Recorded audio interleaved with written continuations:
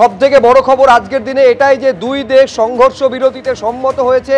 এই সংঘর্ষ বিরতিতে সম্মতির কথা এটা প্রথম টুইট করেছিলেন মার্কিন প্রেসিডেন্ট ডোনাল্ড ট্রাম্প এবং তারপর ভারতের তরফে জানিয়ে দেওয়া হয় যে বিকেল 3:35 পাকিস্তানের যিনি ডিজিএমও অর্থাৎ director general of military operations তিনি ফোন করেন ভারতের ডিজিএমওকে এবং দুজনের মধ্যে কথা হয় সংঘর্ষ বিরতি নিয়ে। তারপর বিকেল 5টা থেকে আজ বিকেল 5টা থেকে সংঘর্ষ বিরতি কার্যকর হয়েছে। দুই দেশের মধ্যে কথা হয়েছে, সংঘর্ষ বিরতি কার্যকর হয়েছে আজ বিকেল 5টা থেকে। জল স্থল আকাশপথে দুই দেশই কোনো আক্রমণ শানাবে না, তিন বাহিনীকে এই সংক্রান্ত নির্দেশ দেওয়া হয়েছে বলে জানিয়েছেন বিদেশ সচিব।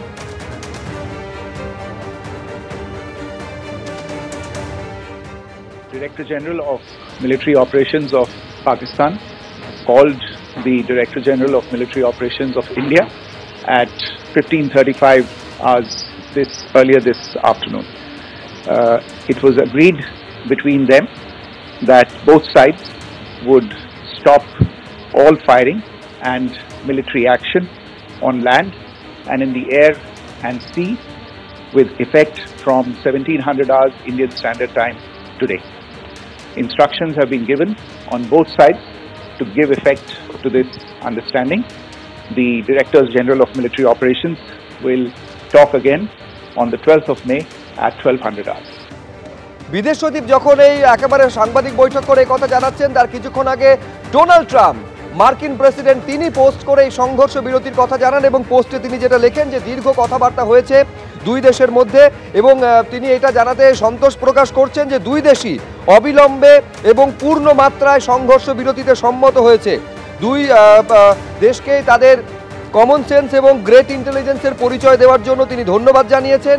এই যে সংঘর্ষ বিরতির কথা এইটা প্রথম পোস্ট করেছিলেন ডোনাল্ড ট্রাম্প এবং তিনি দাবি করেছিলেন যে তার মধ্যস্থতাতেই এই সংঘর্ষ বিরতি সম্ভব হয়েছে। মার্কিন বিদেশ মন্ত্রী তিনিও ডোনাল্ড ট্রাম্পের এই পোস্টকে রিপোস্ট করেন সোশ্যাল মিডিয়ায়।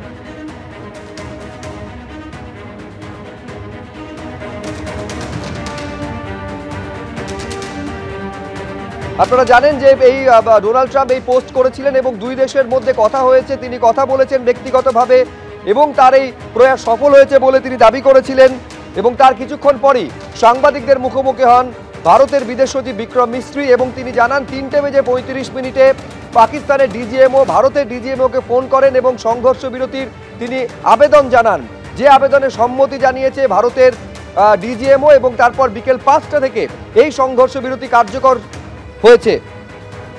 এটাও বিদেশ সচিব জানিয়ে দেন যে জল স্থল বা আকাশ অর্থাৎ তিনটি পথেই দুই দেশের কেউই আক্রমণ শানাবে না এবং তিন বাহিনীকে এই সংক্রান্ত নির্দেশ দেওয়া হয়েছে বলে জানিয়েছেন বিক্রম মিস্ত্রি। এরপর 12 তারিখ অর্থাৎ 12ই মে দুই দেশের ডিজিএমওর মধ্যে ফের বৈঠক হবে।